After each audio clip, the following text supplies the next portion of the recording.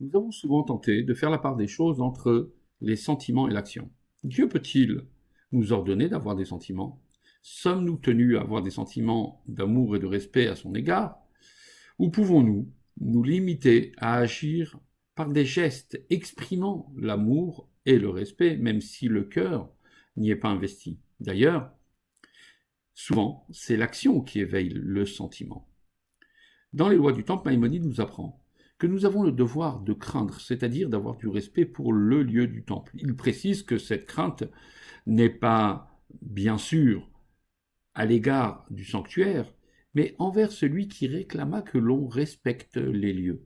Enfin, il énonce une série de gestes prohibés pour celui qui voudrait accéder au mont du temple, tels que venir avec son baluchon ou sa bourse.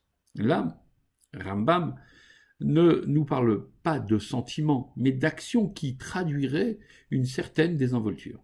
En revanche, un peu plus loin dans le chapitre, Maïmonide ajoute que celui qui viendrait à entrer dans le sanctuaire, au-delà de la porte de Nicanor, se devra de marcher avec une certaine déférence, car il doit avoir le sentiment de se tenir devant Dieu. Ici, dans cet espace privilégié, c'est le sentiment qui naît de la manifestation du divin qui dicte l'action.